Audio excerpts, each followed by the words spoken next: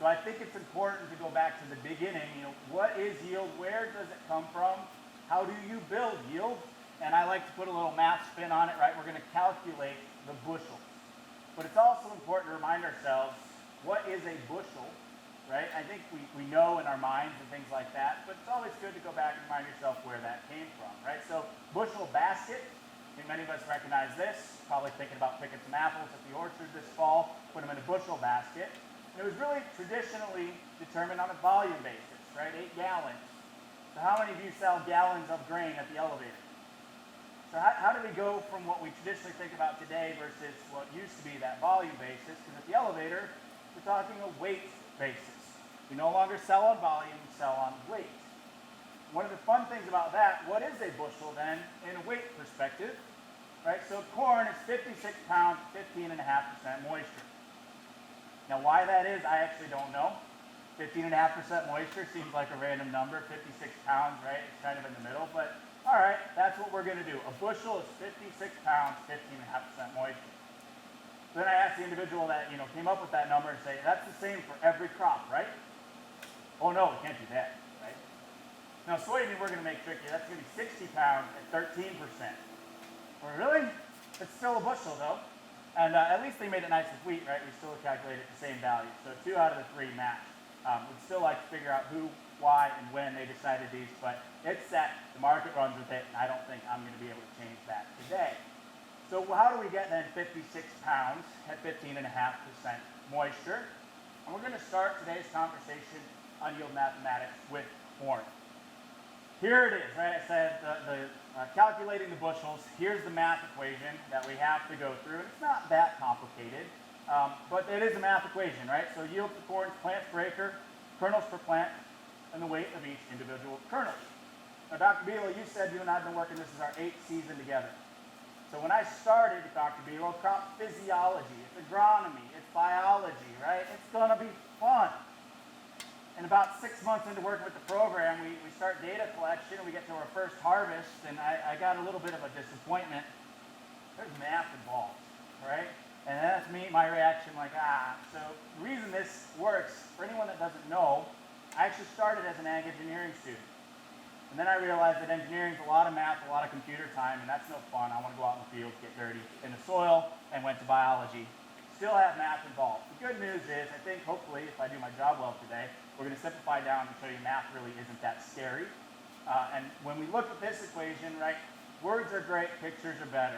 And so here it is, plants per acre, kernels per plant, weight per kernel. And I think many of you know this, and anyone that's listened to us speak before, we're going to do some repetition, but anything in education, repetition is a good thing. So which of these do you have the most control over? We can get a shout out from the room. You're crowded enough, I won't even be able to know who it was. Right? Is it A, B, or C? A, there we go. That means we did a good job last 2 years, they've been listening. Right, it's plants per acre, because until the seed goes in the ground, we have no crop.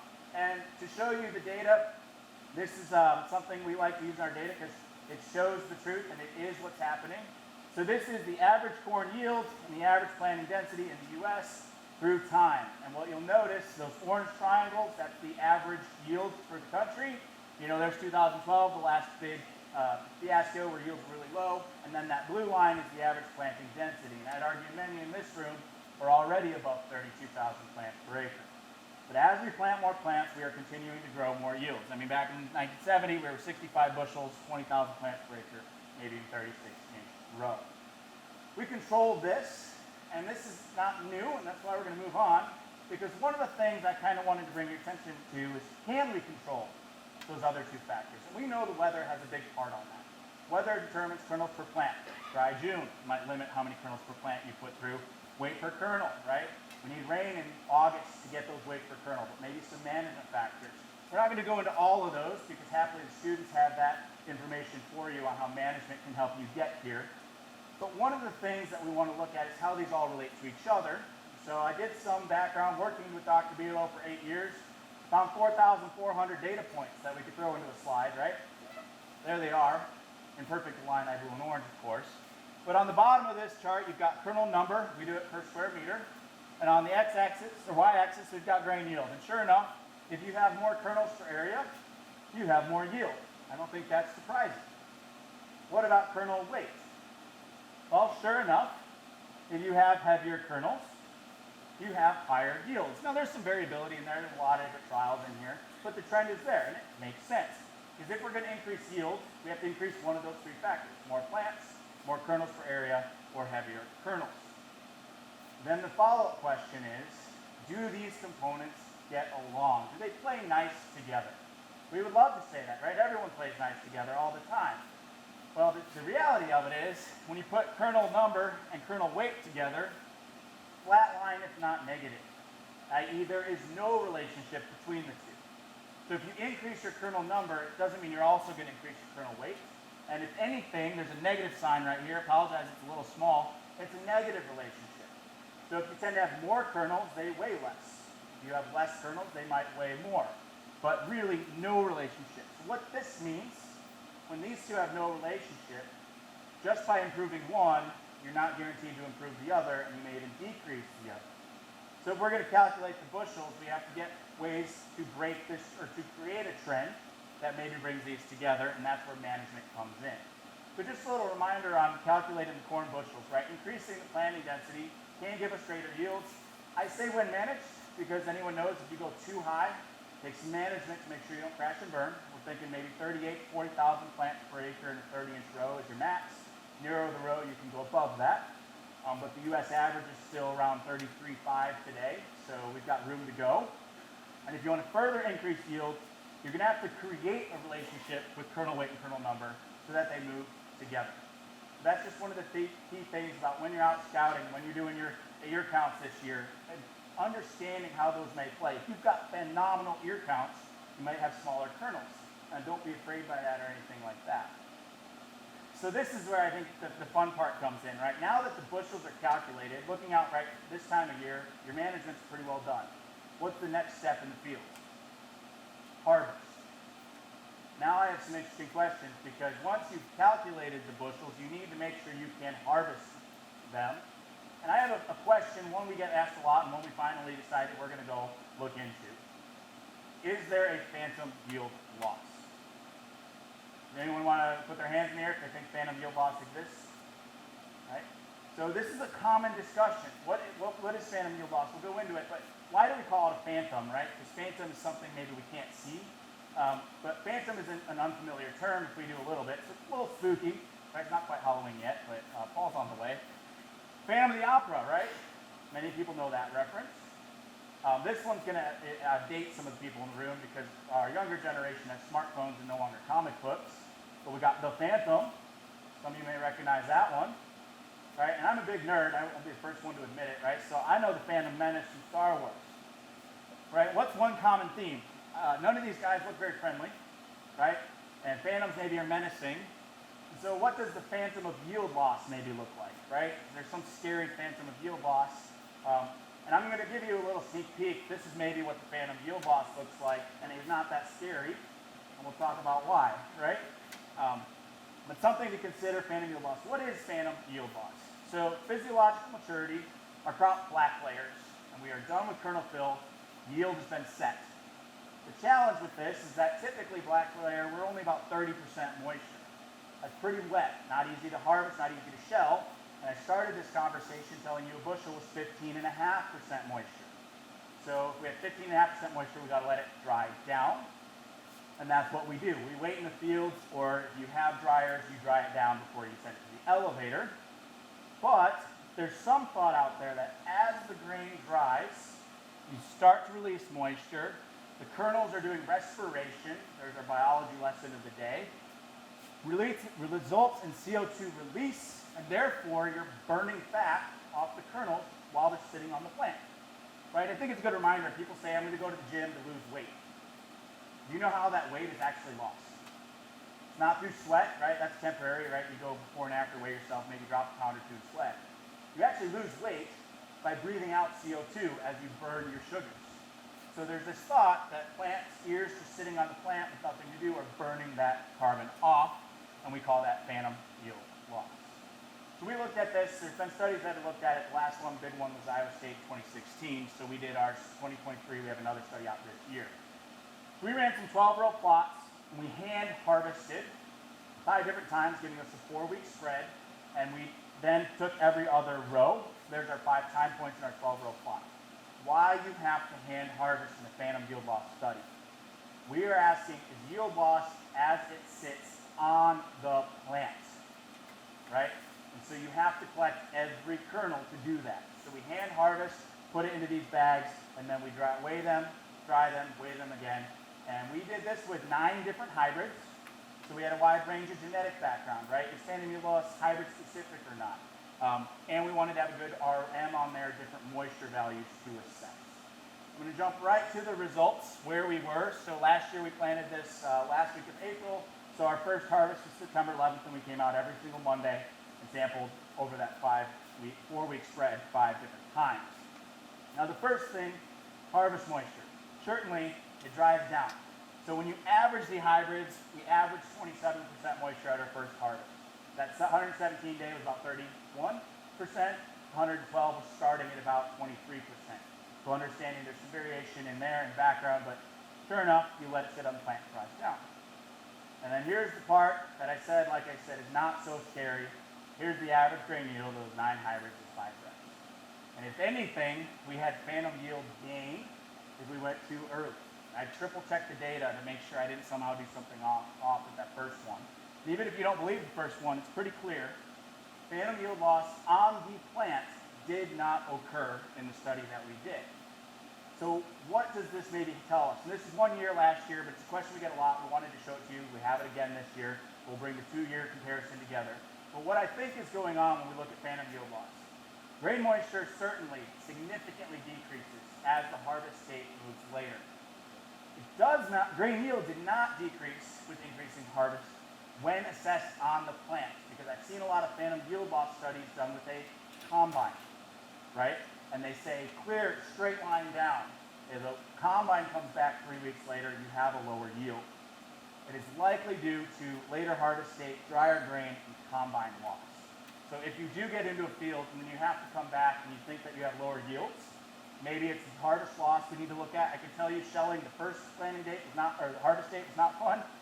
Shelling the last one, they almost exploded when we touched them. So grain and kernel drying is the big thing there. The other thing, you know how your combines are calibrated? Right? It throws grain at a plate and then it assumes what that yield is. 26% grain is heavy, wet, sticky. You throw that at a plate, I think it's going to hit the plate differently than 15% grain hitting that plate. So are we recalibrating the combines from 25% moisture corn to 18% moisture corn? And is what your yield monitor telling you true or not? So these are things to consider this fall as we go through. I'm not yet thinking that phantom yield loss on the plant exists. I think it's something we need to just pay attention on harvestability going through the field, keeping that in mind as we go through. And then I got one last question for you, and I almost thought about, do I throw this in there or not? But I get this a lot. I'm going to have a lot more information coming on this, but bushels and test weights, right? High test weight, high yield. I hear that a lot. So I took those same 4,400 data points. We have a calibrated test weight on our new combine. Jared Fender does all that work to make sure we get the good quality data. Calibrated every year test weight. Here's test weight to grain yield. Absolutely no relationship. This comes data from 2020, 2021, 2022 off our combine. There is no relationship between test weight and grain yield. There's a very strong relationship to test weight and harvest moisture. Big wet kernels don't pack well. They have a lot of airspace between them. Therefore, you can't get as many kernels in that 8-gallon bushel. And so it's that they're not packing well, you get a lighter test weight. Dry kernels flow better, they pack better, and they get a higher test weight. The test weight is nothing about yield. It's more about harvest moisture. And then we have the balance, right? Because we know if we wait too dry and get the perfect test weights, are we losing some in the field, though? So there has to be a balance there. So high moisture corn is really giving us low test weights in our data set, just understanding that relationship. So as we near harvest, high moisture corn results in large kernels. They can stick together, create air pockets. That's probably lower in your test weight. Low moisture corn, though, increases risk of harvest loss because the grain shatters on the head. And so I'm thinking that we're probably going to be 15 to 20% moisture target. It's probably your ideal for best of both worlds. So we minimize harvest loss, and then maybe at the elevator get good quality checks on our test weight. So that's been a lot about corn, some things to consider moving forward. I'm almost wrapped up here. I think I'm going to go right up to my time on questions, but I won't be leaving today, so I'll be sure to get some of those at the break. But we can't forget about the other crop, right? Soybean. Soybean has yield components as well, and the algorithm is pretty similar, right? It's not plants per acre, the darn thing's branch, pods per acre, or nodes per acre, and then where pods go, seeds per pod and weight per seed. What one is driving yield? So Marcos Lohman put this data set together. Seed number on the x-axis, grain yield on the y. Seed number drives soybean yield. More pods, more nodes, more seeds. That's really driving. Seed weight kind of does, right? It's not as strong, it's in general. So corn is basically like the same chart. Soybean largely being driven by seed number. So when we go back to this equation, right, these two charts, that positive correlation, yield for soybean is pod number per acre and weight per seed. How do we then increase pod number per acre? There's two things I kind of want to run by you that our data is showing that seem like low-hanging fruit to increase yield components of soybean.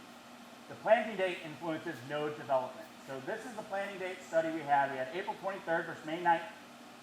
This is taken on June 15th. We had May 9th versus May 31st. And then we had May 31st versus June 15th. That's the day I planted it, so there's nothing there yet, right?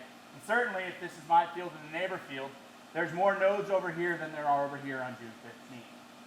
And then when you go a little bit later, July 31st, what are we seeing at that point, right? So you go out, you pull those plants from the borders, it's all the same variety.